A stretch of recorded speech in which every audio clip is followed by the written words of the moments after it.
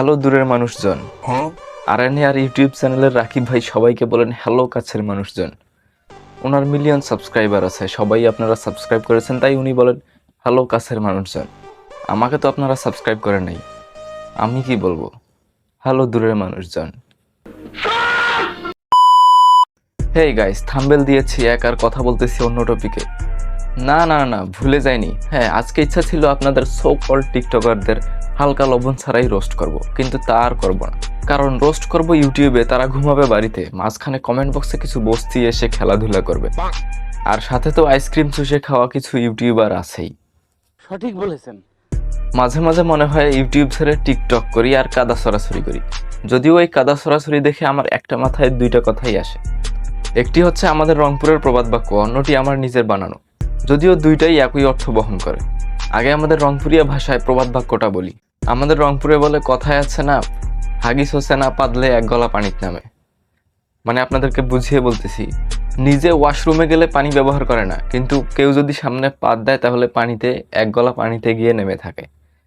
এবার আমারটা বলি, টিকটকাররা যখন কাদা ছড়াছড়ি করে তখন বিষয়টা এমন হয়ে যায় না, ডাস্টবিনে বসবাস করে মানুষের ঘামের গন্ধে নাক ছিটকানো, প্রকৃতপক্ষে গন্ধের রাজ্যেই তো বসবাস।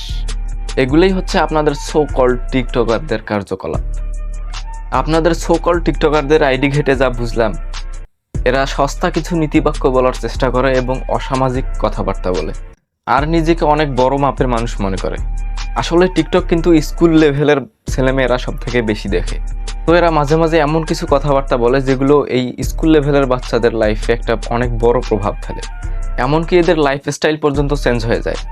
টিকটকাররা যেহেতু নিজেকে অনেক বড় মাপের মানুষ মনে করে, তো এই প্রভাবটা পড়ে এই স্কুল লেভেলের, মানে এই বয়সের বাচ্চাদের উপর।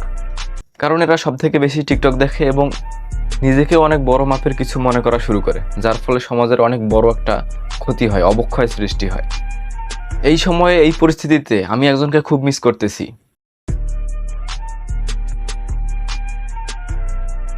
হ্যাঁ, তিনি হলেন আমাদের তাহসিন হাসান ভাই। যদিও ওনার রোস্টিং লেভেলটা ভিন্ন ধরনের, এইসব ছোটখাটো বিষয়ে হয়তো উনি কথাও বলতেন না। কারণ যারা একটা টি শার্ট নিয়ে টিকটকে কন্ট্রোভার্সি তৈরি করতে পারে, তাদের জন্য তাহসিন হাসান ভাই নয়, আমার মতো একজন ছোটখাটো ক্রিয়েটরই যথেষ্ট। সঠিক বলেছেন, আপনার বুদ্ধি ভালো। না না না না, তোমাদের সোকল টিকটকারদের নয়, রোস্ট করবো তো আমি তোমাদের। তো আর দেরি কিসের, চলুন শুরু করা যাক।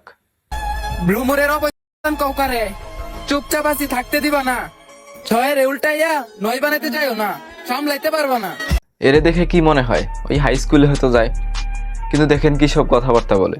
এইসব হচ্ছে ওইসব সোকল টিকটকারদের কিছু সস্তা নীতিবাক্যের প্রভাব। ওরে দেখে মনে হচ্ছে কেউ ওর কবুতরের পাখা উফরায় ফেলছে, যার কারণে সে এত রেগে গেছে। ওপর ভাই হাজারো ছেলের ইমোশনাল, তারে নিয়ে বাজে কিছু বলবি, তোর গলায় ঝুলানো আইডি কার্ড দিয়েই তোরে ঝুলাইয়া দিমু। আমি এইসব সোকল টিকটকারদের নিয়ে এত কথা বললাম, ভাগ্যিস আমার গলায় আইডি কার্ড নাই। যাই হোক, এই ভাইয়ের মনে হয় কেউ নাভির নিচের চুল ধইরা টান দিছে, যার কারণে সে এত রেগে গেছে। তাছাড়া তো রেগে যাওয়ার কোনো কারণ দেখতে পাচ্ছি না এখানে। যে দেশে টিকটক করে নিজেকে হিরো দাবি করো, সে দেশে শাহরুখ খান আর সালমান খানকে কিভাবে নায়ক ভাবি?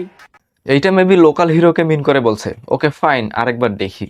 যে দেশে টিকটক করে নিজেকে হিরো দাবি করো, সে দেশে শাহরুখ খান আর সালমান খানকে কিভাবে নায়ক ভাবি? টিকটক করে হিরো দাবি করে, তাই এসআরকে আর সালমান খানকে নায়ক ভাবা যাবে না? কথার মাঝে তো কোনো লজিক খুঁজে পাইতেছি না। ও ভাই, আমি টিকটকে এসে কেন লজিক খুঁজতেছি?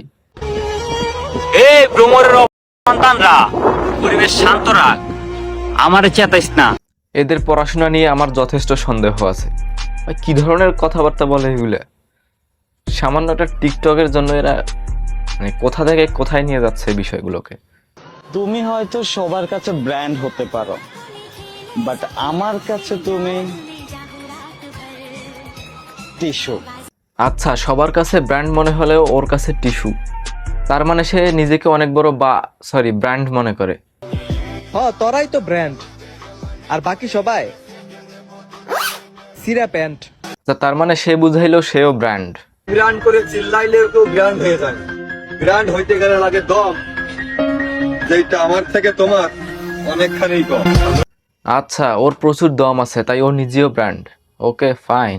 সবাই দলবদ্ধ হইয়া আমার বিরুদ্ধে দাঁড়াইছে, এখন বুঝতে পারছো আমি কতটা শক্তিশালী?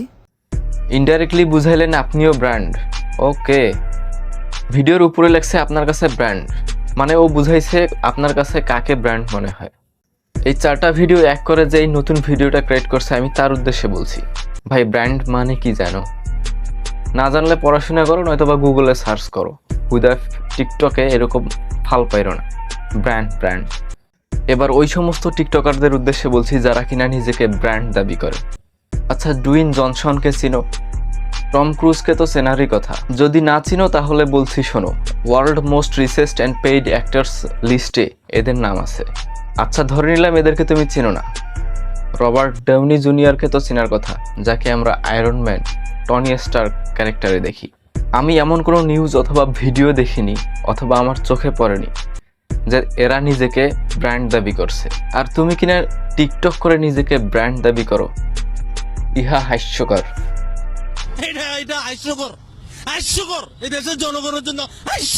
হয়তোবা অনেকেই এই ভিডিওতে এসে তারা তাদের বংশ পরিচয় দিবে। যার ফ্যান ফলোয়ার এসে এরকমটা করবে, আমার নেক্সট টার্গেট সেই হবে। আর হ্যাঁ, ইত্যাদিতে নাকি সুশীল সমাজ কন্টেন্ট ক্রিয়েটরদেরকে ধুয়ে দিছে, তাদেরকে নিয়েও একটু হালকা লড়াচড়া হবে। যাই হোক, ভিডিওটি এখানেই শেষ করতেছি। সবাই ভালো থাকবেন, সুস্থ থাকবেন। ভিডিওটি দেখার জন্য আপনাদেরকে অসংখ্য ধন্যবাদ।